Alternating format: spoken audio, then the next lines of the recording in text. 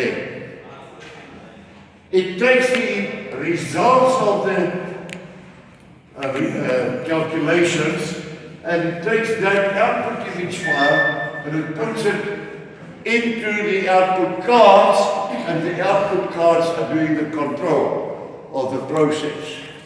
So this is what happens on the output scan.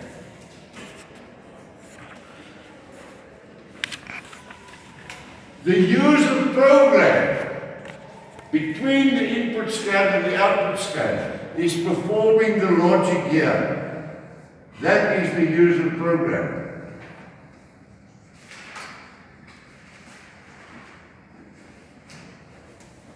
It's performing the logic.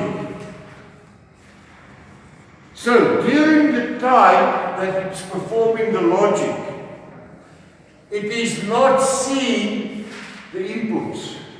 It's not seeing the outputs. It's just performing the logic. Okay.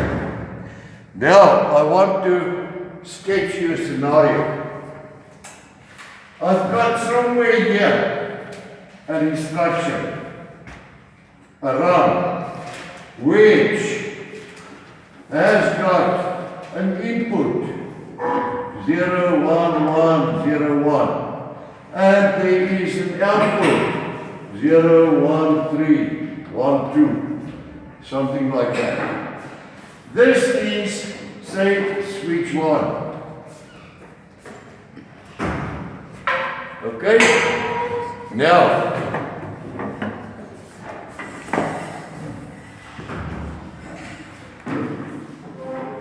consider the following condition. Here, when it's doing the input scan, that switch 1 is open. There the switch is open.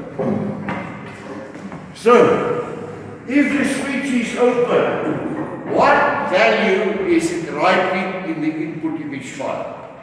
A 0 or a 1? 0. It writes a 0 because the switch is open.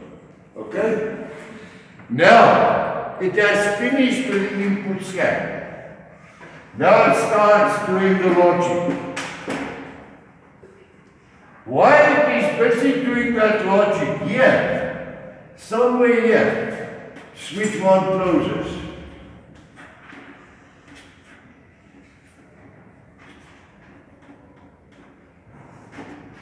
Okay? Now my question to you is, when it comes here to check if switch 1 has got power, what will it say? Will it say switch 1 has got power, or will it say switch 1 is open? Switch 1 is open. Who says switch 1 will have power? Who says switch 1 will be open?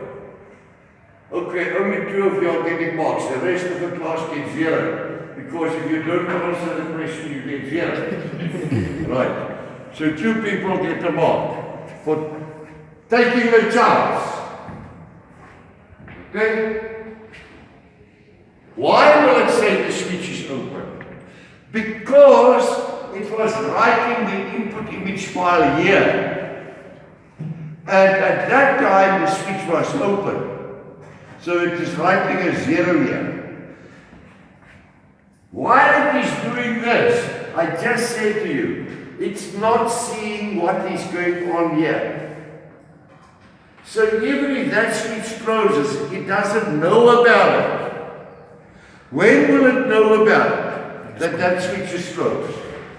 If it's gone around and now it's doing an input scan again. Now the switch is closed. Do you see? Now it comes around here. And it comes to this instruction. Now the switch will be closed. What does the logic do? The logic says, yes, the switch is closed, that output must go on, it's going to write a 1 here in the output image file. Is that motor going to start?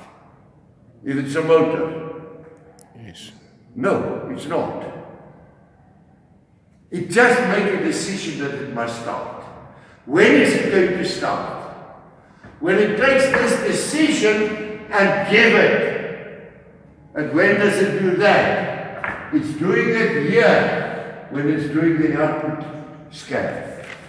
Then it takes that decision and put it in the device. So, looking at that, from the time that the switch closed until the time that that motor starts is nearly 2 cycles. Okay? Right. I want to sketch you a problem. Who is it? You. That is the technician there in the hospital. Am I right? You're the technician there in the hospital. One day, you're up there in the 3rd floor. You're chatting up a nice nurse. You want to take her out tonight. So you're busy chatting with that nurse on the 3rd floor. While you're busy chatting with her, everything is down, power failure. Now the lifts are not working, nothing is working. Total power failure. In the dark, you go down the steps to the basement. Check if there's enough diesel in the emergency generator. Start it up. Let the voltage go up, press the switch, lights come back on. Am I right? It's your job, you're the technician. What has happened in the meantime? From the time that you were there on the 3rd floor until the power is back on. Everybody in the operating rooms have died.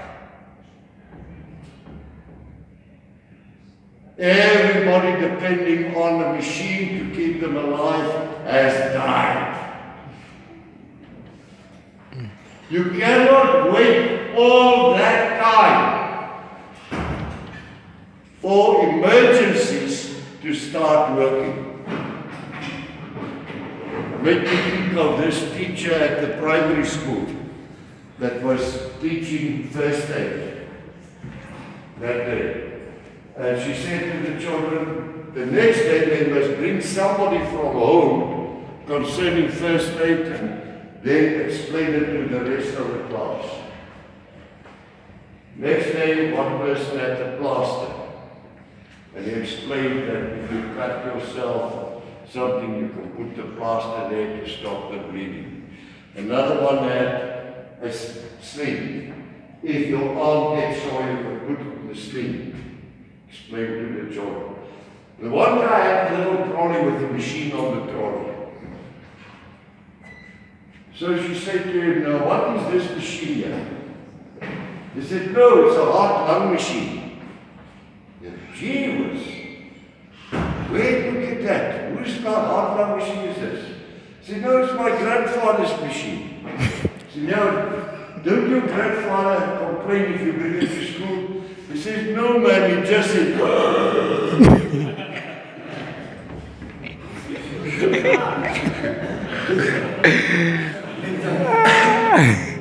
right. So, this is not so long because I told you that the PLC can make a few hundred or even 1,000 cycles in 1 second. So that 2-cycle delay is very small. It's 1 or 2 milliseconds. But even that time may be too long for certain emergency conditions. So what can we do to make it faster? So that we don't have 2 cycles before it reacts. We can use the immediate input and the immediate output instructions. Now let me explain that to you. Here, we're going to make the decision. Then, just before we make the decision, we insert a new instruction. We insert this instruction.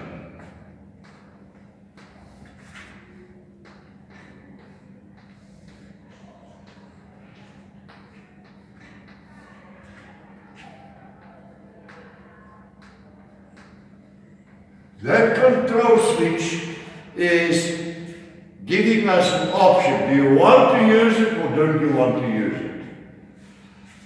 That IIN stands for immediate input.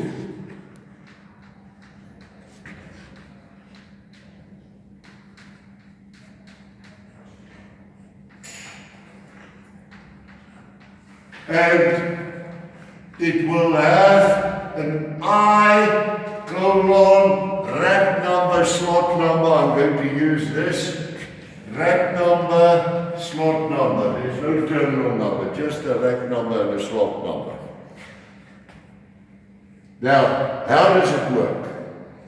There are three things that you must understand about it. Number one, it stops the program cycle.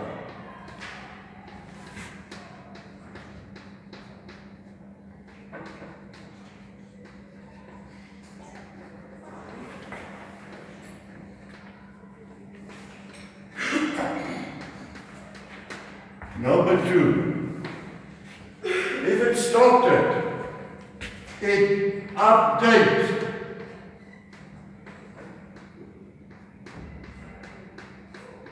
the input image file with the values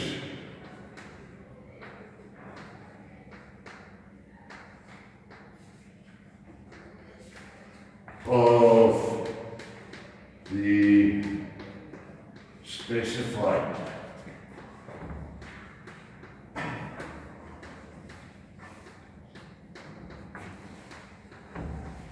input card.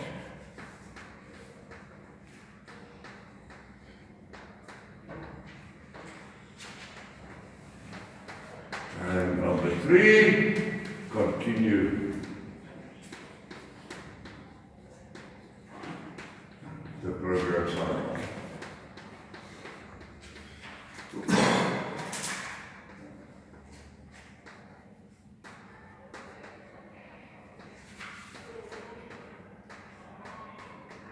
Right, let's make sure you understand that.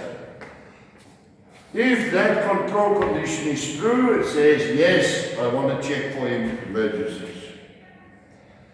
Then, this instruction will say, stop, don't carry on, stop there. And it will update the input image file with the information of that input card. So it is not repeating the input scan, because the input scan checks for all input cards.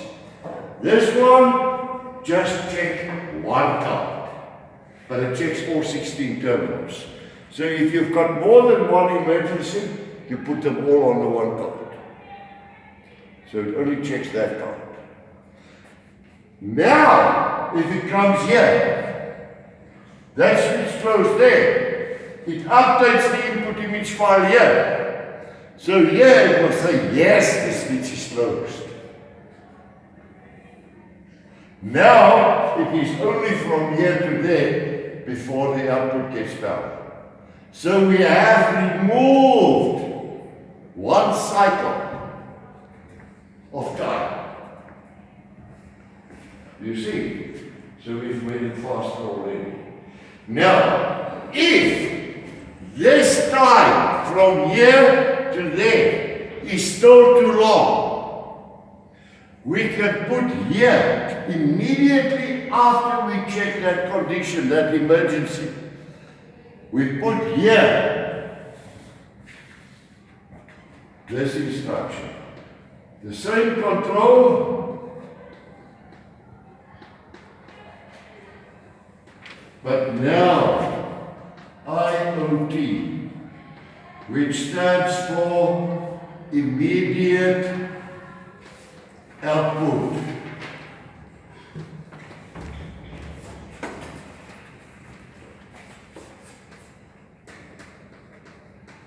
And it will have an output address. And I'm going to use this one here. The output in rack 01 slot 3. So how does this one work? I'm not going to repeat everything on the board. Number one, stop the program cycle. Number two, transfer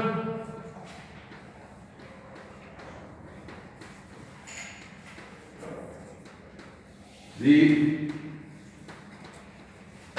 output image file values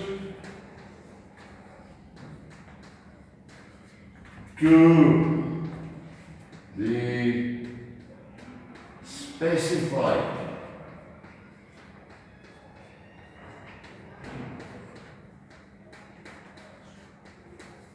output card.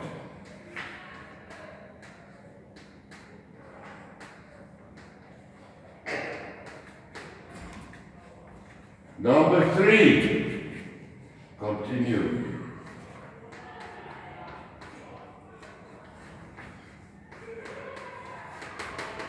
With the program cycle. So, what is it doing now? It stops again.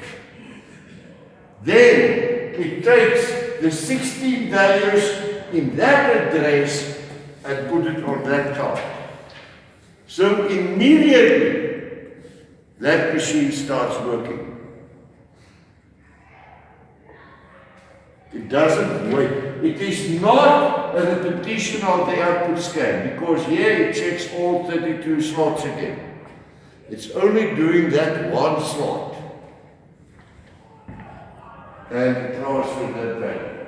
So now, doesn't matter where the switch closes, just before it checks the switch.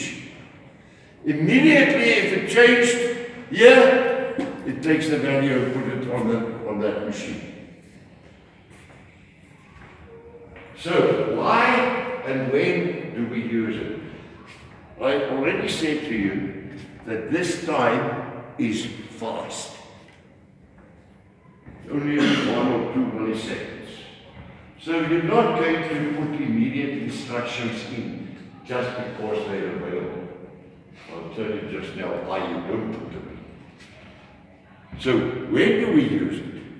If there is a very critical decision which cannot wait for one program cycle, then we use immediate input or immediate output or both. I will come back to that just now. Now, I said to you that we don't always put them in. Why? What is bad about using the immediate instructions? It is this. It stops the program cycle. Therefore, this total time is getting longer. So it makes the total cycle slower. It increases the reaction to the emergency. That becomes very fast. But everything else is slowed down because of that stops.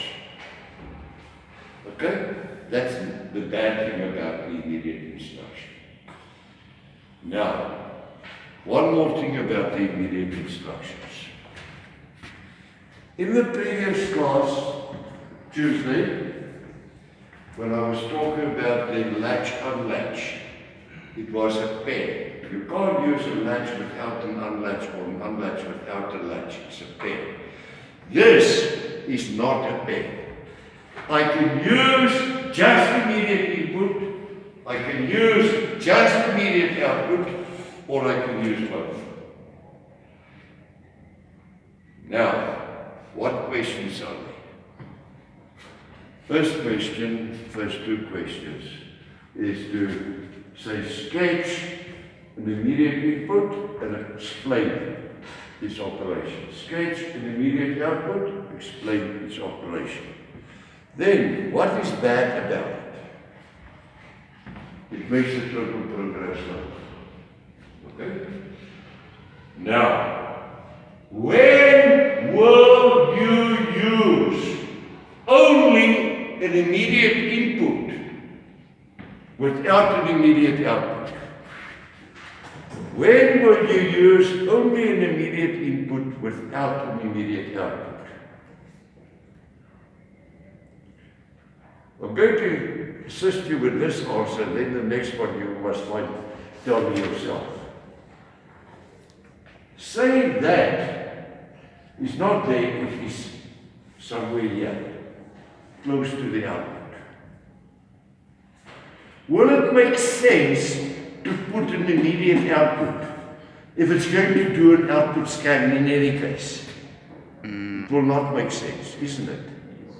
So if it is here, close here, it's going to do an output scan just now, so I don't need an immediate output.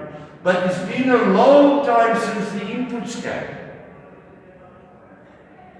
So yes, there may be changes in the input. So that is the answer. If it is close to the output scan, there will be no need for an immediate output.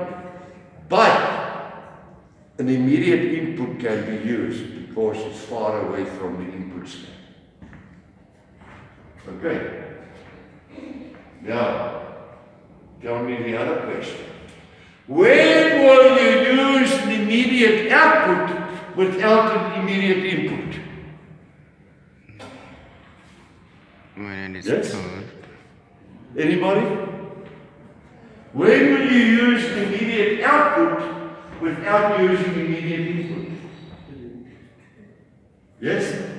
So when you are closer to the immediate input. If you're close to the input scan, if it's here, is there a chance for the switch to change here? No. Doesn't matter. But I'm still far away from activating the machine. So I can use an immediate output to activate the machine quicker. When will you use both? Like here, if it's somewhere in the middle of the logic, then you could use both. But you can still use only one. It depends on how much increase in reaction do you want. Just depends on how much increase. So this is just theory question. Sketch and explain, sketch and explain. Explain when you only use immediate input, when will you use only immediate output, when will you use both. Will you always use immediate instructions? No, because the program cycle is passed in any case. So it must be a very critical emergency condition before you use immediate.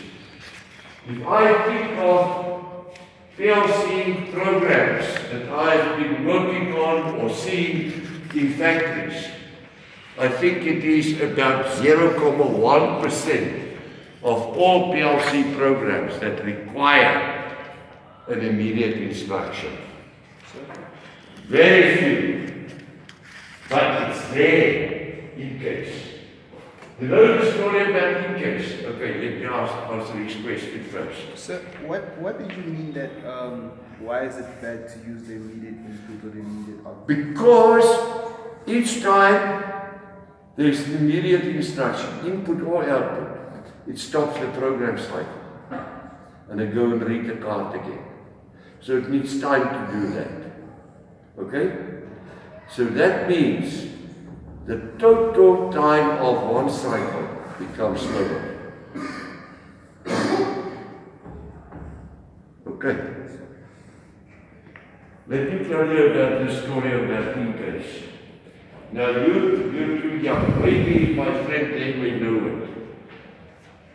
In the old days, all cars had a crank. And here in the front bumper was a hole. Maybe you've seen it in your grandfather's car or something like that.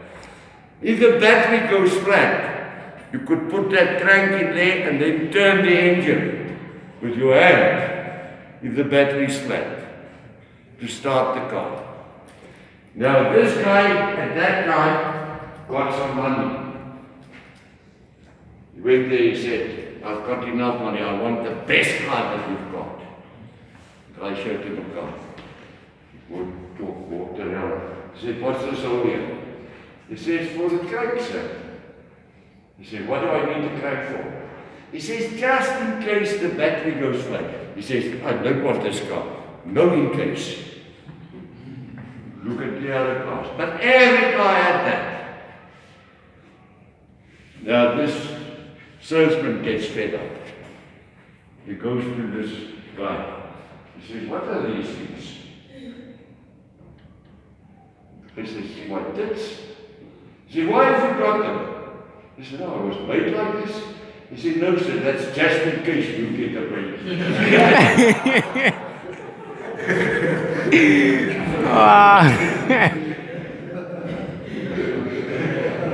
Chances are remote. So these instructions are just in case there is a very critical emergency. That's all. Right. The last instruction to finish the syllabus. It's got a very long name. It's called a master control reset. For short, MCR.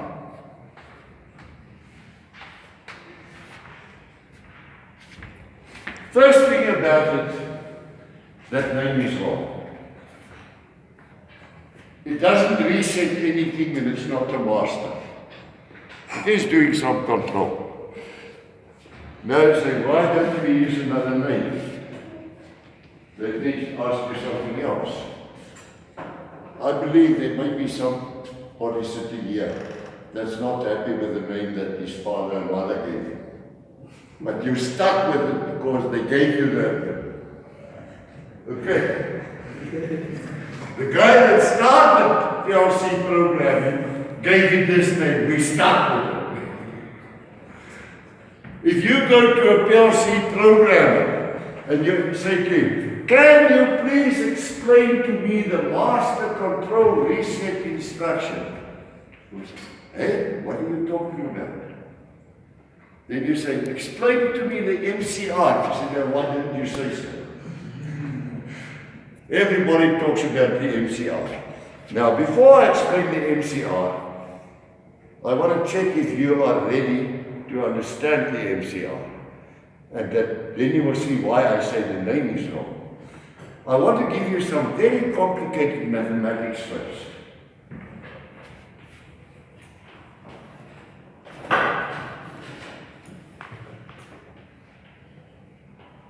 Can you simplify that for me?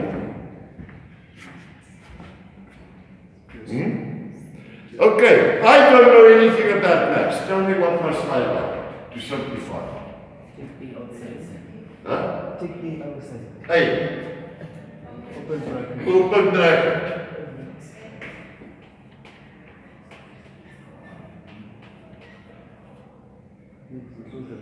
Okay, if you understand that, you understand the MCR.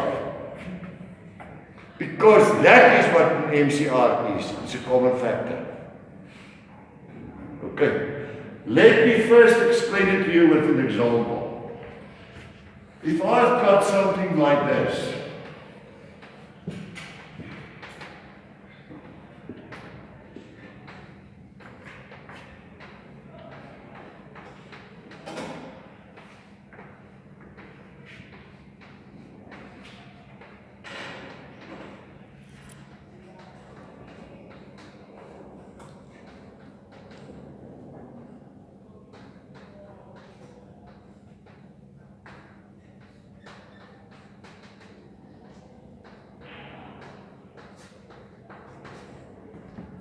Can you see a common factor?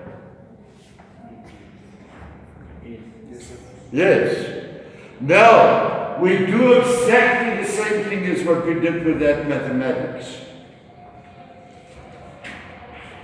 We simplify this. So, firstly, why do we use it? To simplify the logic. Right. How do we simplify? I write down the common factor. Right. There I'm writing the common factor.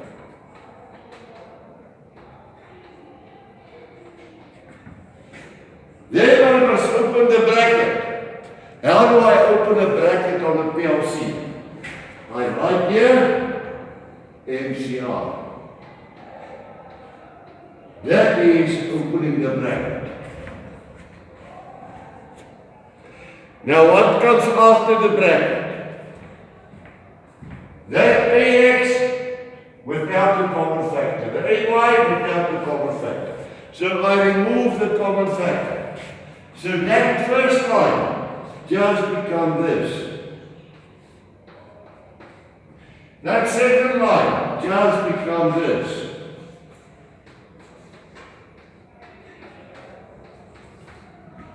That third line just becomes this. You see it? Now I must close the bracket. Here we close the bracket by writing MCR again.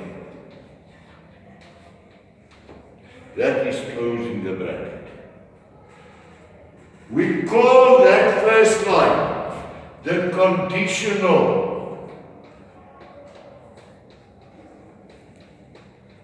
Conditional MCR. Why? Because it contains the common condition. We call this last line the unconditional.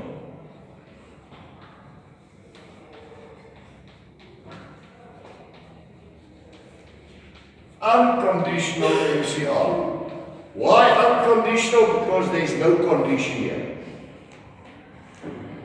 And then I find in the test, in the exam, people write unconditional MCR, but they've got to normally open there. It's unconditional, there's no condition. And this in between is called the control zone. That means the things under control of that comma, the control zone. This is one way. If I ask you to explain the MCR instruction, that is one way. The other way is like it is in the book. Namely, simply MCR, control zone.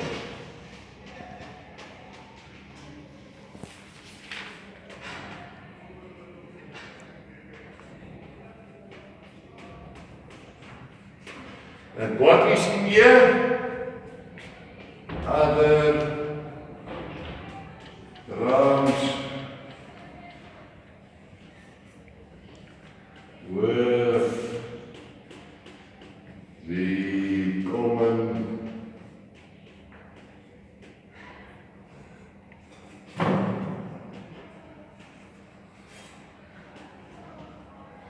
condition or conditions removed.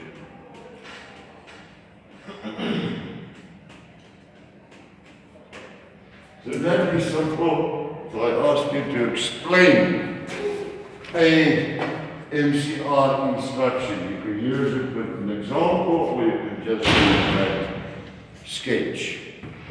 In 2 exams, I've given something like this.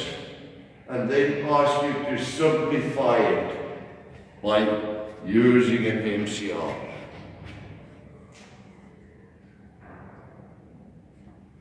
Why do you use it?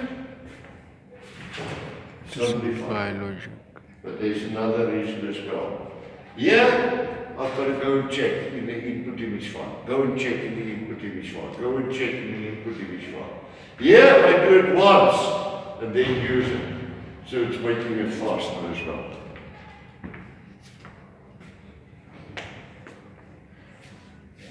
Now, I just want to end up with something that will not be in the exam, not be in the test, but just to show you on this that it is more than what I just said now.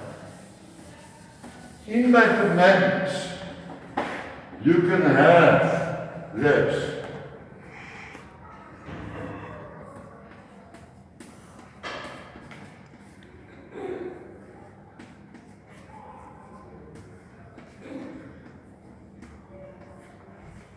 Isn't it? Brackets inside brackets. I can have the same thing in a PLC. So I can have something like this.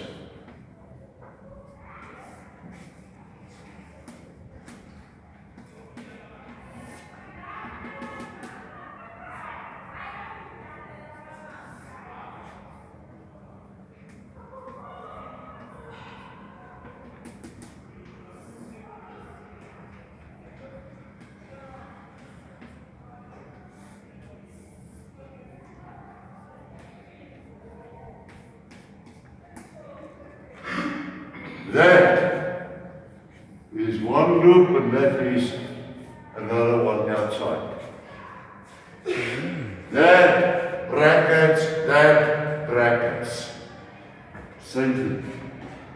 So you can have NCRs within NCRs. Multiple brackets. It's possible, just like you can have in mathematics. And in mathematics, you can put brackets inside brackets, inside brackets, inside brackets. You can do the same with the NCR as well. Have you got it? Keep it. Now, that is the end of the syllabus. Check outside this door. Check on my office door is the same information. Namely, how to contact me. I'm available to assist you if there's something that you are missing, something that you need, that you don't really understand. I'm available. Your test dates are on there as well. The scope is there. I will be available the day before every test. There are 3 tests coming. 3 test 3s. I will be available before the test. Go and check the revision date and the test date for your test. Then, so far, not on this door, but only on my office door. So far, there are 4 people that can write test 4. Those are 4 people that have missed either a test 1 or a test 2. Their student numbers are already there. That list I will update as I mark the tests. Okay. So the first test